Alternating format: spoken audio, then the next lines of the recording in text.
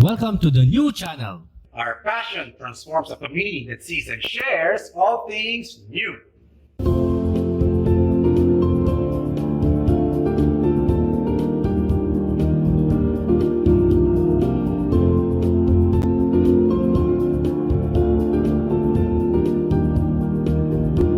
The new channel.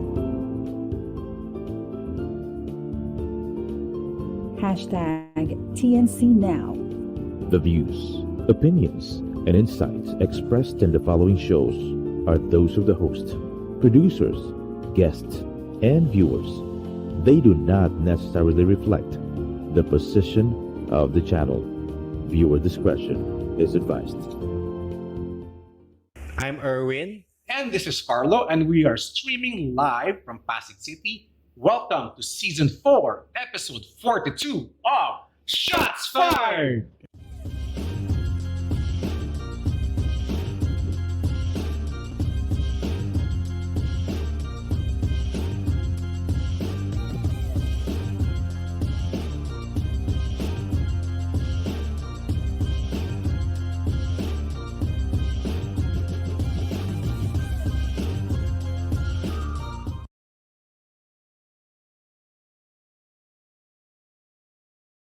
Par, Welcome ulit! Kamusta ka? Okay, kamusta?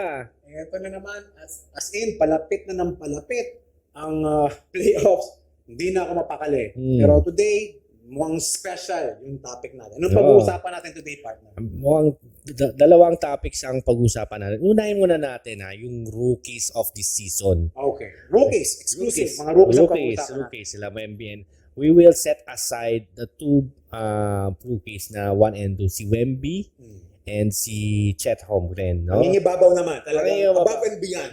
Malupit Yes. So, sino aside from them is the rookie? Yung talagang sa tingin mo, surprise rookie para sa'yo. Siguro, give it 2 or 3 rookies. Sige. Rekta na tayo. Sige. Rekta na tayo. Tama. No questions asked. Wemby, above and beyond. Chet, above and beyond. We could say, parang laro nila, parang Kai Soto, no? Di ba? Si Kai Soto, tuloy-tuloy na yan. Okay. Double tuloy-tuloy. But Okay. kidding aside, no? They are the top 2 rookies of their class. Pero, I won't say really surprising rookies, no? But I think, etong dalawang to, medyo tumugma yung skill set nila doon sa team na puntahan nila. Iba pa rin yung magaling ka at nalagay ka sa tamang team. May mga rookies tayo nakikita kasi magaling nga, nilagay mo sa maling team, mali pa rin. No? So, I have 2 specifically. Uunahan ko na kayo. It's bias again towards the Houston Rockets, but Amen Thompson of the Houston Rockets is really, really killing it. Yung kakambal niya nasa Detroit, no? Bakit siya tugma? Una, these guys are a young team. The Rockets, I believe, are the second youngest team in the NBA. And he plays well as a 6-man. Okay din yung laro niya as a starter kasi na-injure nga si Alpi, no? And he started playing well. High flyers, they complement each other. Dylan Brooks brings a lot of the grit. Van Fleet brings a lot of, aside from energy, a lot of leadership. Gumaganda yung laro ni Jalen Green. At si Amen, nakikisabay na. So he's starting to average 8 to 10 points, either coming off the bench or, as a starter, which is great. To complement that further, no? Cam Whitmore. Okay. It's another rookie ng Houston Rockets. Dude, high energy player. Honestly, this dude reminds me, you know what? Bobby. During the Sacramento Kings days, no? Na pag galing off the bench, laro agad, energy, automatic guys. This dude is a bucket getter. 8 to 10 points still, maybe potentially 12 with the Houston Rockets. Right. So these guys really, really complement them well. The Rockets last year, medyo parang malakas sila, maraming high flyers, pero iba eh. This group, itong dalawang to, they complement each other. So I think on top of Chet and Wemby, these two are really good players. I won't be surprised if he's either first or second team this year already. All right, very good selection, no? Pare. Pag-isipan kong mabuti yan, mga partner. Sa akin naman, I would name 3. Okay? Okay. Siguro number 1 ko si Jaime Jaquez. Oh, Jaime Jaquez. Kasi Miami yan. Siyempre ito tayo sa Miami. Kasi number 1, ginagawang starting 5 na ni Coach Po. So, ganun kataas ang tiwala ni Coach Po sa taong to, sa rookie na to. And he produced mo at least 10 plus points per game. Pero syempre, he's still in the development stage as a rookie. So, medyo inaalayan para sila nila Jimmy Butler, And hindi naman talaga yung role ng veterans din. Yes. To guide. Yes, of course. And so, my number 1 is Jaime Jaquez. Okay. Number 2 is Derek Lively ng Mavs. So, Galing ito, bro. No? magaling siya. And he filled up the defensive part of the Mavs, no? He filled up Josh Powell's position, and he's doing well as a center. So naging complement talaga siya with Luka Doncic. And they seem to be gelling at the right time also. Correct. Kaya yung laro nila. Siyempre, hintayin mo na lang yung itcha ni Luka. Correct. Ready ka na. Yes. Correct. So he's a perfect complement as a center for Luka and Kyrie. My third and surprising, sige, maso-surprise kayo, is Scoot Henderson. Diyos ko! So, Scoot, bakit si Scoot? Sige, bakit si Scoot? He has what do you call this, a disappointing rookie. That's saying it politely. Okay. Kasi ganito. Tandaan mo, diniklara niya, start of season, na siya ang Rookie of the Year. Yun. Diniklara na yun. Yun. So aside from that, so he was parang siya yung the guy ng Portland Trail Blazers. Pero naman pinatinrade nila si Dame Lillard for him, di ba? So ganun kataas ang tingin ng Blazers sa kanya. Masyadong mataas for a Dame Lillard, to be traded, Pero siyempre, medyo nung production time na, di medyo kinakapos tayo.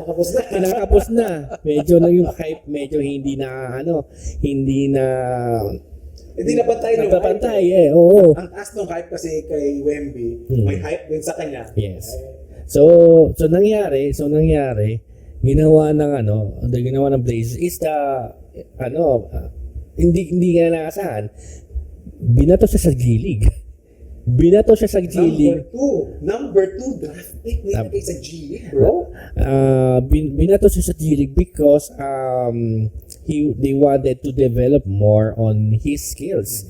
So parang Hindi naman mali. You wanna help somebody develop, you put him in a G-League. That seems to be the right thing to do. Yeah nga, pero syempre for you to be the top 5, 'di ba?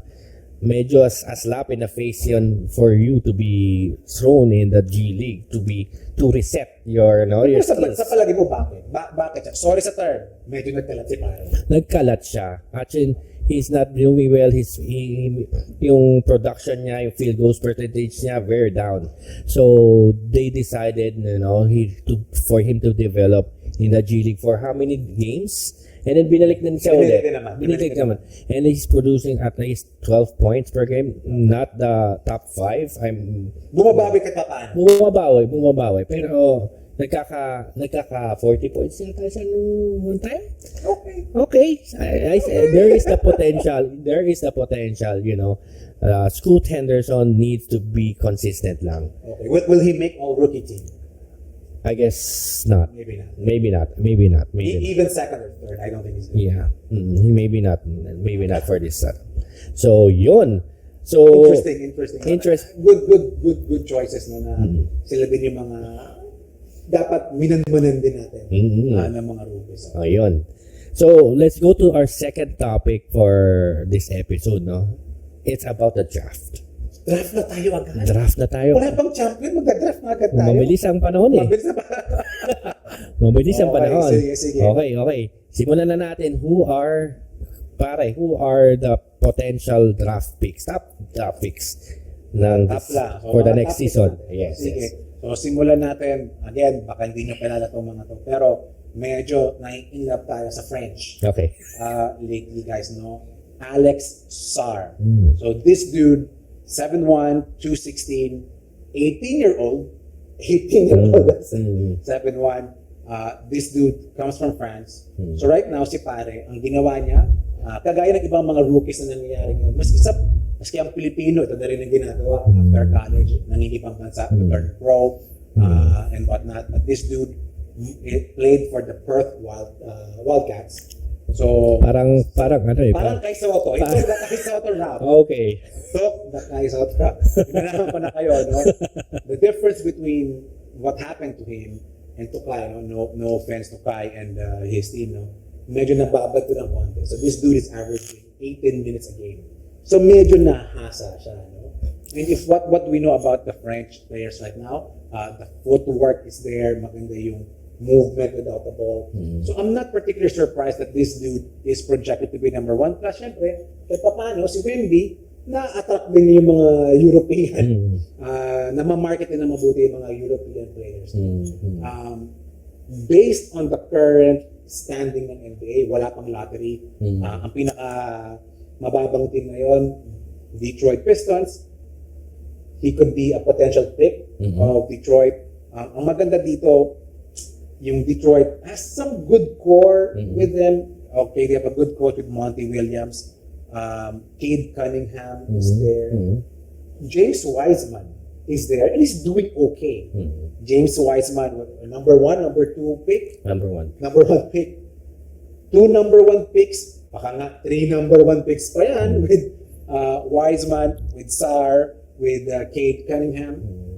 Might be a good thing. Might be the saving grace for the Detroit Pistons. So I am projecting Alex Sarr to be the number 1 pick next year. Okay. Good. Para sa akin naman, I would say, America naman tayo. Doon tayo sa America. Sige. Okay. Kapatid to ni isa sa mga NBA players natin. Okay. His brother is already in OKC. Okay. His name is Jalen Williams. Okay. So his brother, who is in the Colorado Buffaloes, his name is Cody Williams. Okay. So he is a 6'9". Yeah. 6'9", doing a small forward position. The only problem for this dude is payat. Medyo payat. He need to buffen up a bit. So although we have previous players who are rookies, Durant, payat din siya. Sure. Giannis. Pero di naman sentro. Di Hindi naman naman inaasahan na sentro siya. Giannis, payat din siya nung Okay. pero nakita natin bato-bato siya ngayon, di ba? So maybe buffen up kasi if he will be in the forward position, he will be banged up Sure. multiple times. So baka hindi nakayanan yung ganong klaseng So saan ang punta nga, partner? Where do you project this dude is going? I am projecting he will go to the Washington Wizards with Jordan Poole and Kyle Kuzma. So Pwede. Kuzma will be the second, will be the 2. He'll be the 3, and Kuzma will be the power forward for the lineup. Not bad at all. No? So ang third pick natin para again, these are projections, pinag-aralan na rin namin. Reed Shepherd from Kentucky, I think will be one of the top rookies next year. Medyo maliit si pare, medyo payat din, 187 pounds, 6'3". However, I think bagay siya sa San Antonio. Diba? So San Antonio, yes, they did improve. But again, based on the rankings right now, San Antonio is the 3rd worst team in the league. Assuming this will be the ranking again, we're projecting Detroit, Washington, and San Antonio. Reed Shepherd makes sense for San Antonio. Again, ang napapansin natin sa San Antonio, lalo na nagsimula yung season, hindi nakakatanggap ng bola si Wemby.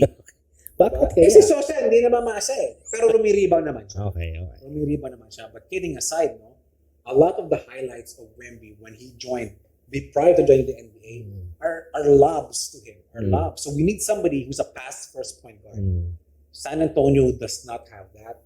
This dude is a pass-first point guard. He can shoot. Again, again, for a couple of weeks now, medyo binibid ako si Trae Young pagpunta sa San Antonio. Talagang nilalabi ko ito ng gusto. Pero kahit hindi mangyari yan, we have Reed Shepherd entering the draft. It makes sense for the San Antonio Spurs to go for this dude.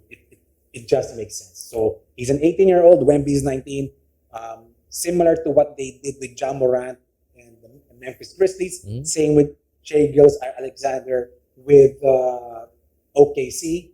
Puro young, build the future 2 to 3 years down the line.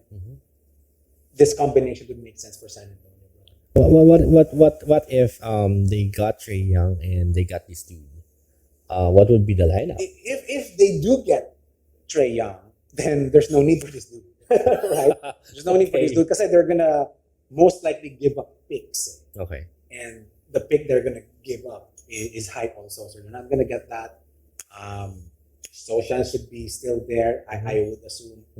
Jamer for that, I think, should still be there. Pero ito yung mangyayari. If they get Trae Young and Wemby at the same time, you will get a lot of ring chasers going there. Yeah. I won't be surprised. Maybe Tim Duncan comes out of retirement and just do it. No, pero if makuha nila yung dalawang yan, again with Trae and him, no problem. Right. 2 young bloods. Si Coach Popovich nga, retirement na nga. Pero na-pick Sige, babalik na lang ako dito.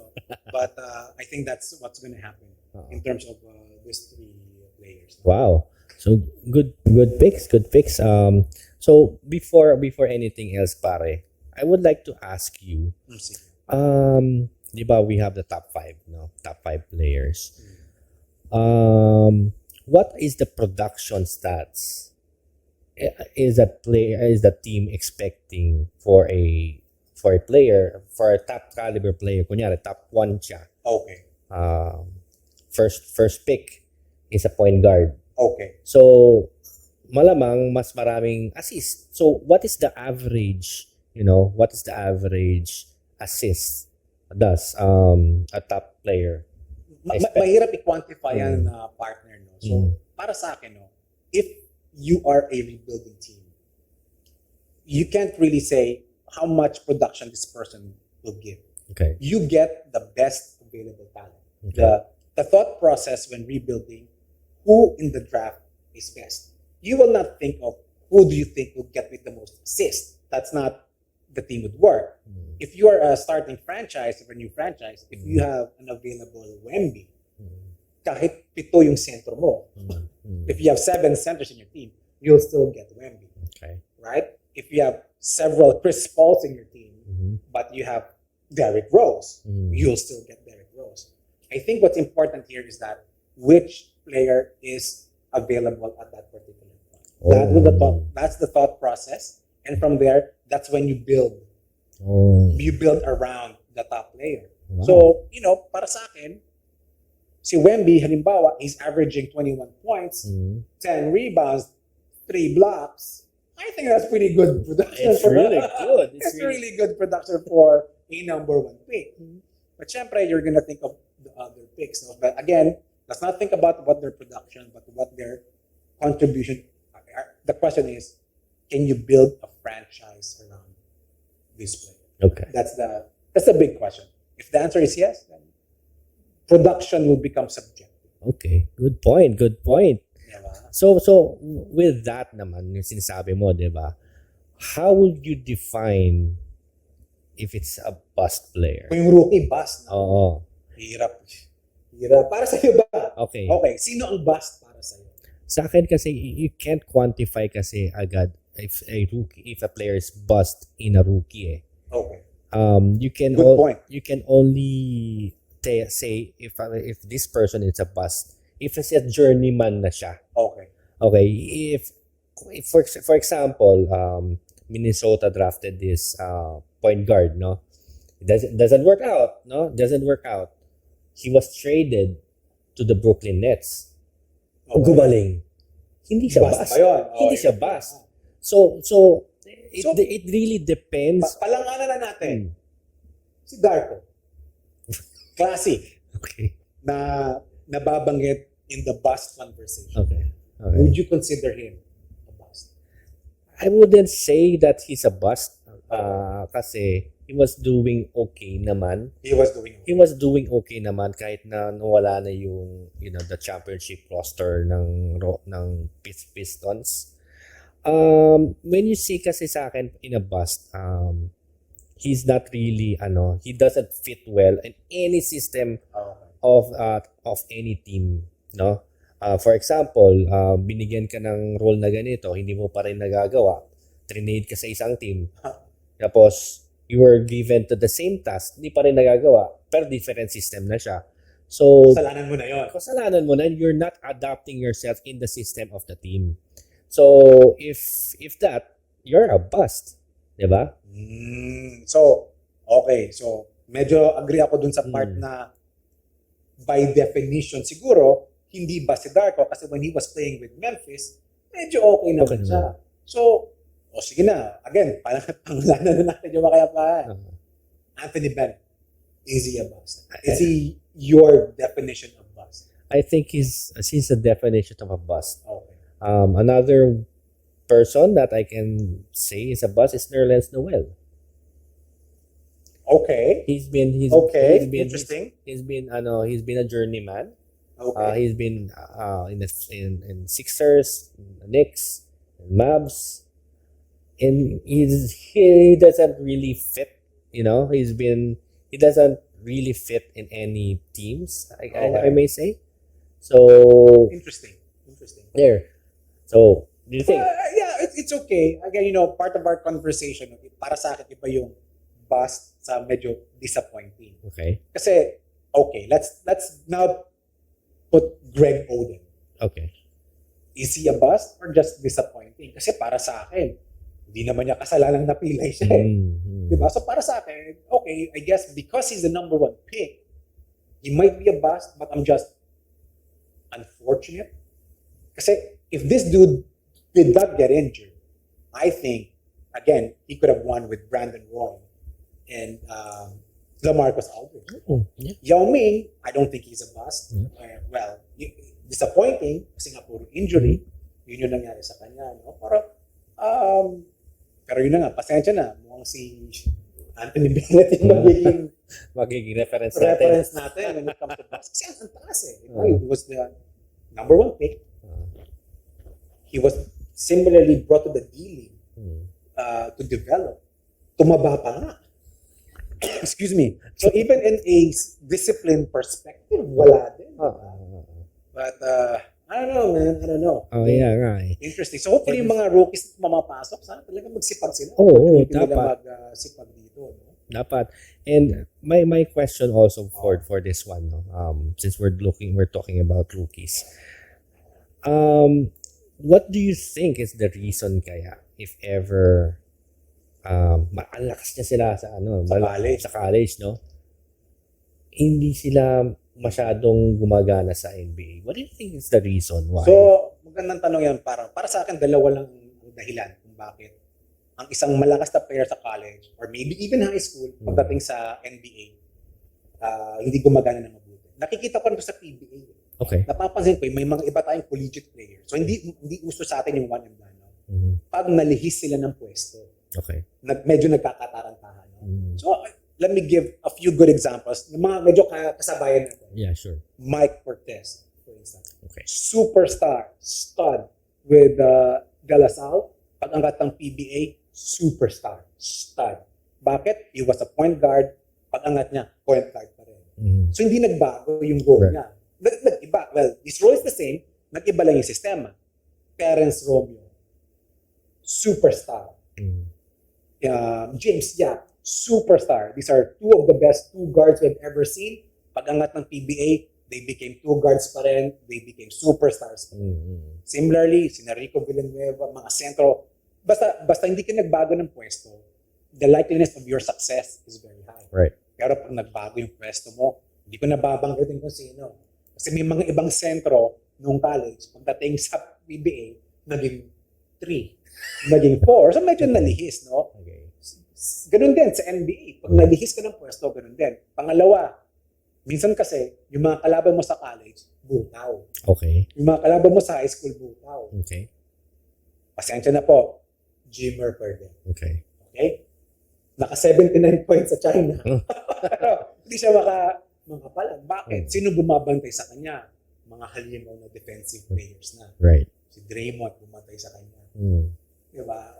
Paano na? So, yun yung feeling ko mga nagiging challenge sa mga rookies kung bakit pag-angat sa NBA, hindi masyadong magaling. Unless na, halimaw pa nga. Unless si Wemby ka, unless si Derrick Rose ka, unless si LeBron ka, unless si Luka. I could go on and on. But those to me are the two big reasons why some of the players can't adjust from their college or amateur to the professional. Right. Good stuff. Good man. stuff. Good stuff. Kukulangin pala tayo ng oras dito, no? Oo nga eh. Parang ang haba ng oras ang pinag-usapan Alam mo, natin pagdating eh. sa oras, gusto ko tinitignan yung bago kong G-Shocks na nakuha ko sa Just Queenin. Salamat sa Daddy and Rome. No? Puntahan nyo yung mga Facebook pages ng Just Queenin and Daddy and Rome.